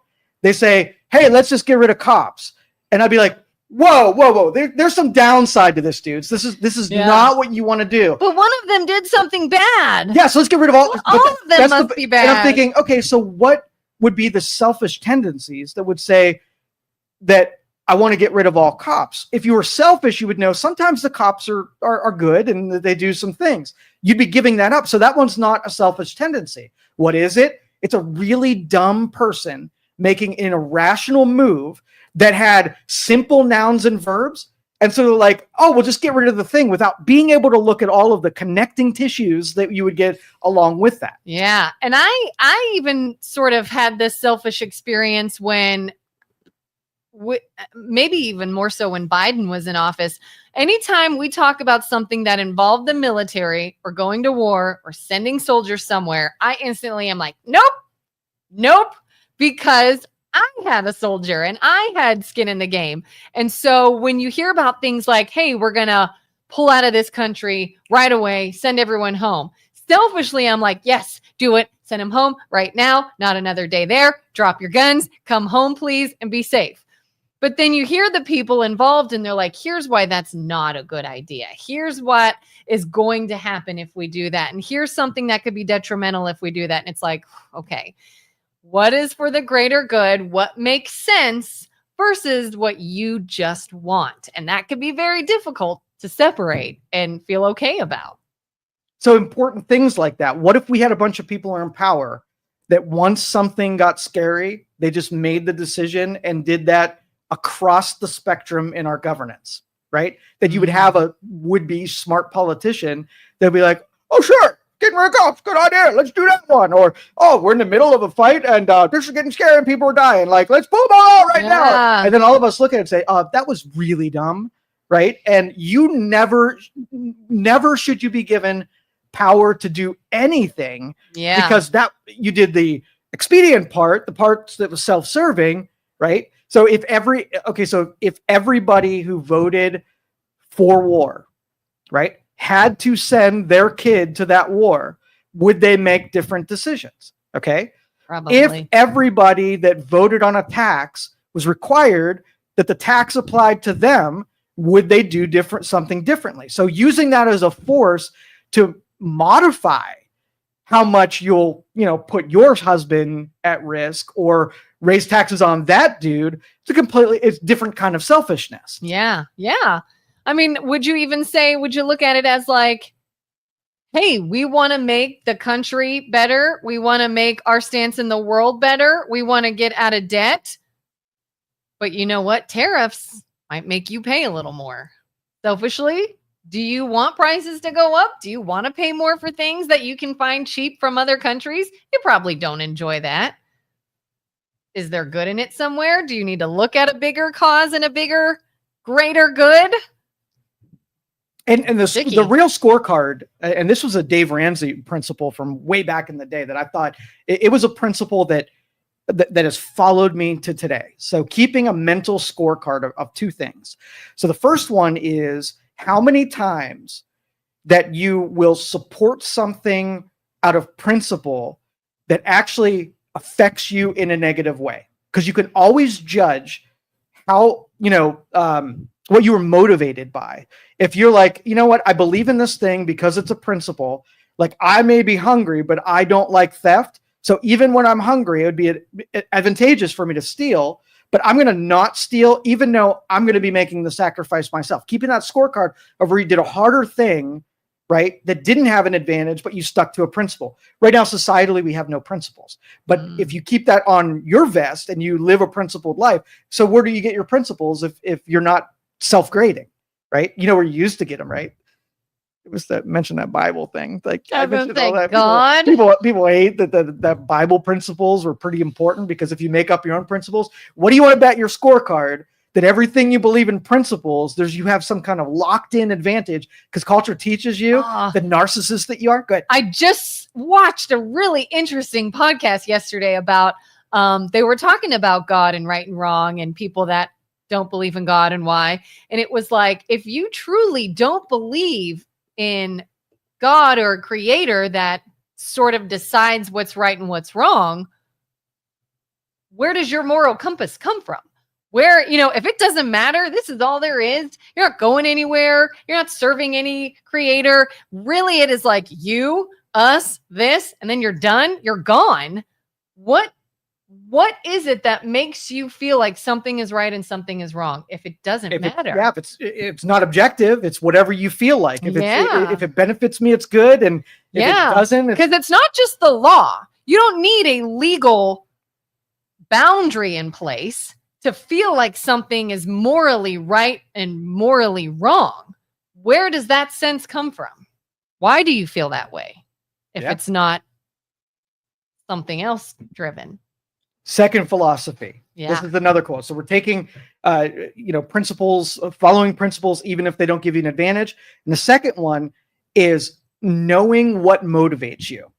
Okay. So let's just say you wanted to make a $10,000 donation to a charity. All right. Your ego pops up and says, are you doing this charity because you love doing it? Or do you know that it's going to call lots of attention to how generous you are and how charitable you are?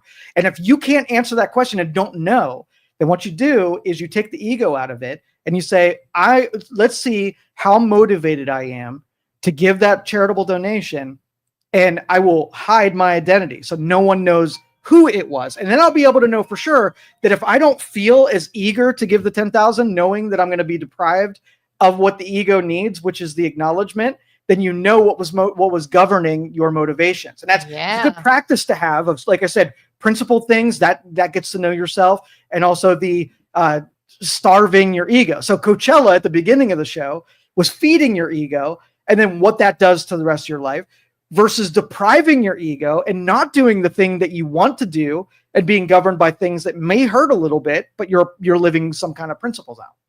Yeah, I always found it interesting. Have you ever like taken items to donate to like Goodwill or somewhere like that, where they give you a slip for like taxes or something? And I remember one time we took our car was loaded up with stuff that we were just giving to Goodwill, and they're like, "Oh yeah, give me a minute. I got to get this working and I can give you your thing." And we're like, "It's fine. We can go." And they're like, "Oh, you don't want your slip?" And I'm like, "I didn't donate this to get something for my taxes. Like, right? I don't need that thing. Exactly. Just take this." There's the marker, knowing that you did it and you were not motivated by the tax incentive. Yeah. I was like, "No, you keep that. I don't need it."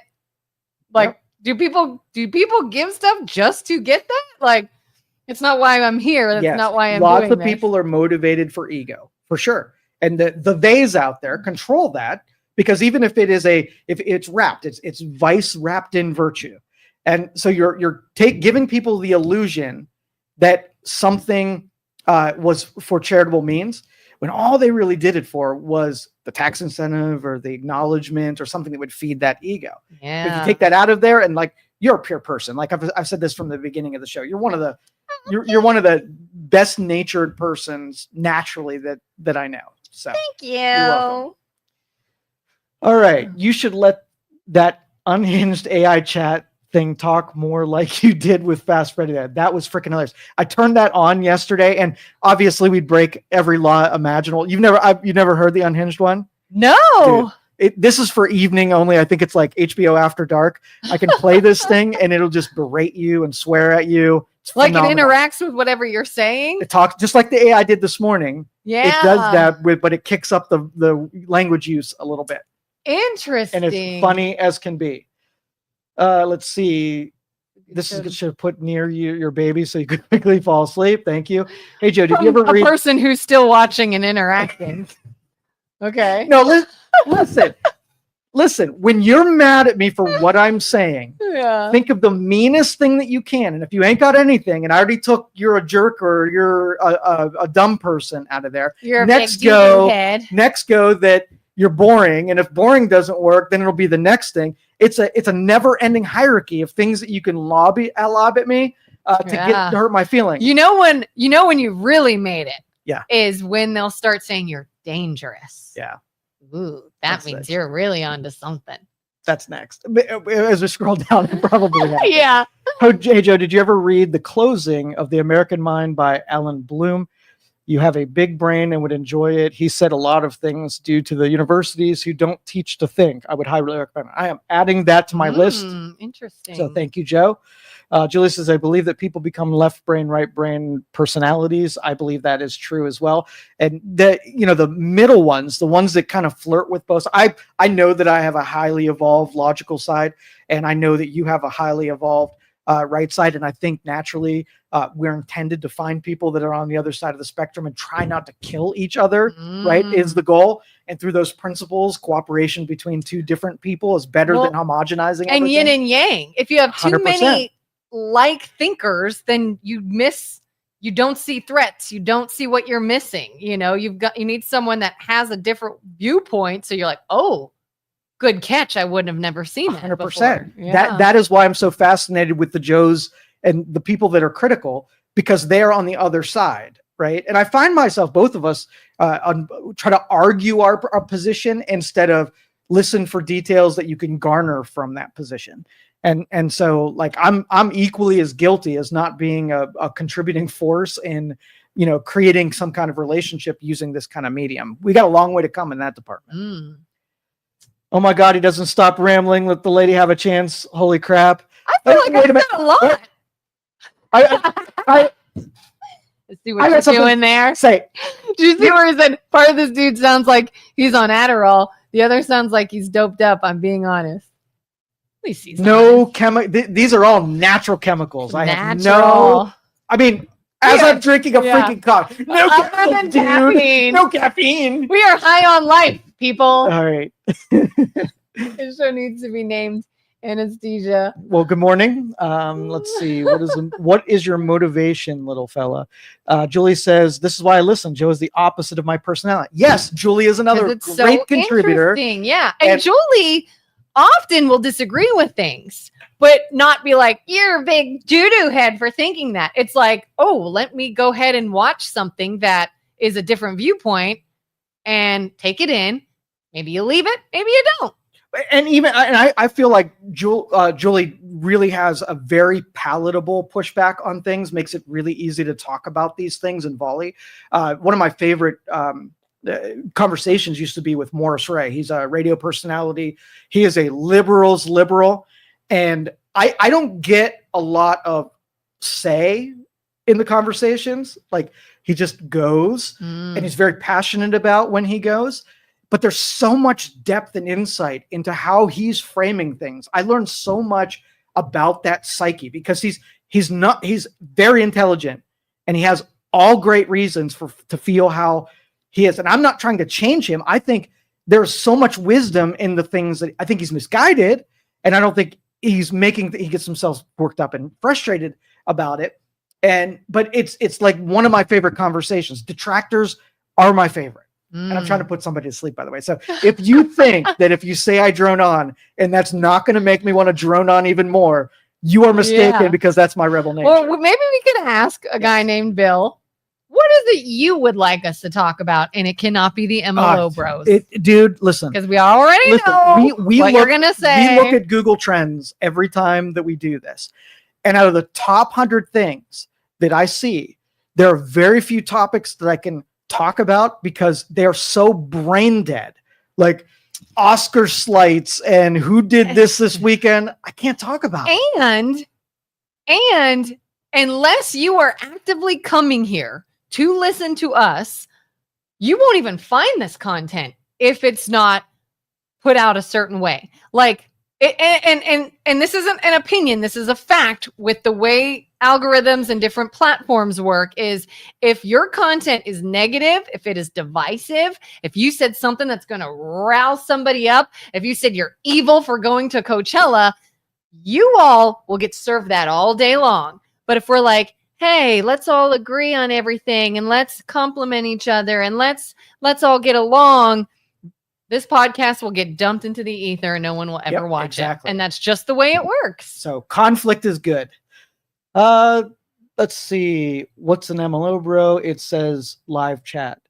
Yeah, you chat on here and we use the things you say as part of the fodder during the conversation. And I read just about all of them And if you have something you want us to touch on, by all means say, hey guys, I heard this. What do you think about it? And we'll talk about anything. We have the gift of gab. Did you see Tesla, by the way? No. Okay. Tesla's earnings report came out yesterday. Okay.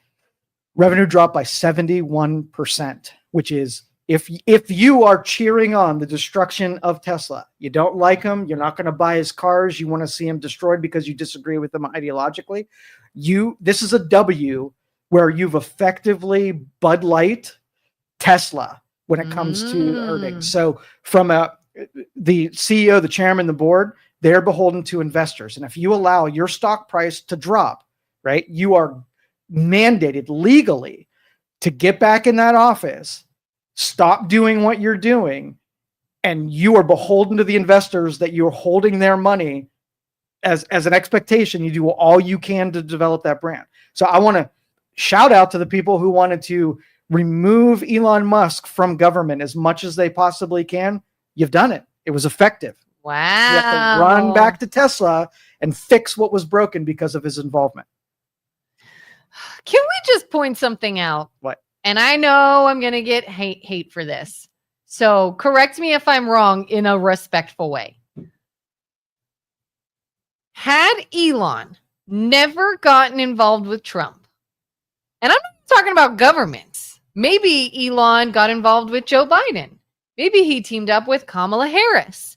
had he not have been associated with Donald Trump, do you think anything like that would have happened? No, not That's at all. what kills me about this. No. Is If the you- same people saying we need electric cars for the environment are now the ones harming the business. Yep. It's an American-made product. It's something that our country could thrive off of. It's something the earth could benefit from. And it's going away because somebody feels so strongly about someone else, is how it looks to But me. that you got to think that he was aware of this. He knew that all his brands It would was be risky. just taken through to the cleaners, and he did it anyway. So that's admirable that you would self-destruct for the sake of something you believe in. That feels like my principal argument, where if you did the hard thing, knowing that was not going to be any benefit to you whatsoever in the long term, and he did it anyway, but it does not help how long you could stay in the game, because the machine is destroying his brand. So Michael Jordan says, I'm apolitical because I want to sell sneakers. I don't ever want somebody to be alienated and not buy them because I decided to support XYZ. And you had Colin Kaepernick, was not a great talent anyway, but got uber political and became so unpalatable to every coach and team and fan that there ever was. Both sides of it. You jump on that grenade and you're done. Yeah. And this topic just makes me think of space. So I got to mention this again, even though I know we have different viewpoints on it. Yeah. The whole Blue Origin to space thing. Yeah. And all the women that were on that are still getting hate for it. Have you now heard, though, this theory that it never happened? People think it was all a show and they didn't actually go. Have you heard that? I heard it, but they say that about everything. Yeah. The conspiracy theorists. I love conspiracy theorists. One of which is there's a video of Jeff Bezos going to almost sort of ceremoniously open the door to let them out when they came back. And you can tell it's obviously a photo op. It's being recorded. There are pictures, everything. Well, before he gets to the little capsule, whatever, the door opens and then shuts real quick. Mm-hmm. And everyone's like, oh, it's fake. It's fake. He didn't open the door. It was already opened. And I'm like, that doesn't mean the whole thing is fake. It means we're doing a photo op of me opening the door, even though he does not have to open the door. They can open it. They did. And then they said, oops, remember, we want to hype this moment up. We want to look like Bezos is opening it. So they shut it again. And he did it again. It was for pictures. It was for the whole ceremony of it. It was supposed to be this moment. It doesn't mean the whole thing was faked and fabricated because the door was able to be opened before Bezos did it. Okay, so let me give you the most probable. This is my same moon philosophy, the moon landing. So they're one and the same as far as I'm concerned. The moon landing and Blue Origin? Same thing. So my chair is really loud today. So they went into space, right? And when they're in space, the thing is on parachutes where it goes in the middle of the desert. And it probably gets banged up a little bit when it hits. It has the big pillows that have to deflate. Not a great spectacle if you're going to take a picture. So I'm Bezos, and I set up a second one, a mock capsule. And I say, hey, after this, we're going to pick you up in a Jeep, because we can't bring all of the photographers out to you because we don't know exactly where you're going to land. You're on a parachute. We put you on a Jeep. You're going to come here. You're going to get in this photo capsule. And then we're going to take pictures. It's almost like when you go to a tourist trap, they set up the little cardboard. I have a picture on my wall, and it has Jaws almost eating my head, right? Here, I'm going to tell you, spoiler, Jaws wasn't really there. You weren't really that close to a shark. I was not there. It was just for photo purposes so that we could display it in a picture. Well, Yeah. So that's what happened. They went up there. They created a mock-up so they can take pictures. Same thing how it happened. Oh, so that's why people were like, why is there no burn marks or anything on this thing? And different argument here, because to me, I was like, I didn't think they went high enough for that. But so when you have a rocket and you go into the upper atmospheres, when you start hitting the vacuum of space, you speed up quite a bit. They were going fast, but when you come back through the atmosphere, you're basically shedding the speed, right? And when you're coming through the atmosphere, it creates a ton of plasma, really hot things, and it burns up a lot of the heat tiles and scorches the skin. If you're not up all that high and you didn't pick up all that much speed, like you can have a 747 at high altitudes drop, altitude and make you anti-gravity, right? You're only going, you're not going 43,000 kilometers a second. You're going 1,000 kilometers, whatever it is. So anyway, they didn't have enough heat to be able to scorch the skin of the capsule. So even the one that's in the desert would be dirty, and it would have like when the pillows blow up, they have these caps that might have left marks. But it wouldn't have been the best optics to have one that looked dingy and dust covered. So the nice pristine one, exiting it so you could take pictures, it's all the same. So I don't really care that much. It doesn't mean it didn't happen. Yeah, I think it happened, and I think it's cool for them. Are they astronauts? No. But it was a cool thing that happened. It was cool. I don't think they deserve the hate they're getting for it. And if it makes more rocket trips happen, I'm all for it. Whatever does the best for the brand. Even if like the moon landing, like that was for two different reasons. Number one, we were in a space race with other countries that were beating us. And so we had to really get good footage so we could spike the football when we did it. The moon does not present great photo opportunities. So whether or not they had, a wing where they recreated what the moon was like and did all of their video and photography, if you said they went to the moon, but everything that we saw came from that studio, I would say, okay, well, that makes sense. We were spiking the football for the people who were watching. It progressed the space exploration. It middle fingered everybody who was going against us. And maybe it didn't happen what we saw, but that happened when they were there. So do you think that famous photo of the footprint on the moon is real? Probably. Well, if they had a camera and they were able to get some legitimate stuff, then maybe some of them were real. Do I think they had a video crew that captured perfect audio and captured perfect video and documented the whole thing with 1960s technology? Probably not. So. Do you think we'll ever know? Like if that were faked, would they tell us? If I have that picture of Jaws on my wall, the meaningful is to remind me of the moment. I don't have to tell anybody whether or not it really happened. What does it matter? Joe, did you really have that shark near your head? No, I didn't, but it encapsulates the memory of something that happened. It does its job. Why would you want? What would it change if you found out? I would be even more suspicious of the government. You don't need that picture to be suspicious of the government. I tell you every day that you need to be suspicious. I know, but it would be a little like, little proof.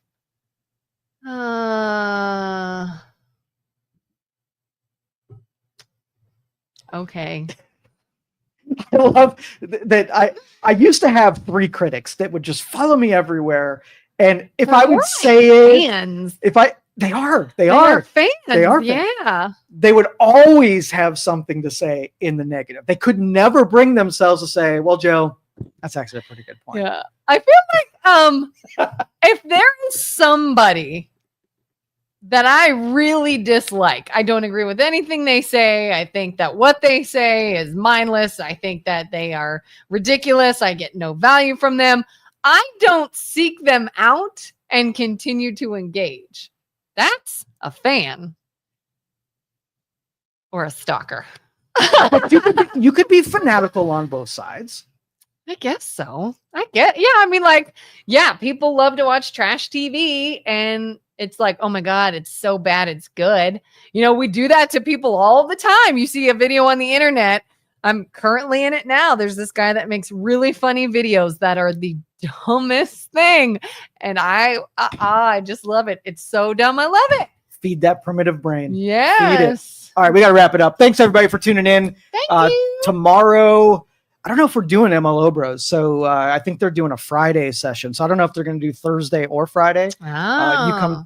You came to my For You page. I didn't seek you out, but yet you are still enraptured with what we say here. So I appreciate you being the out there. whole time. Yes. Thank you for that. I appreciate everybody. Yeah. All right. We'll catch you next time. Have a good one, guys.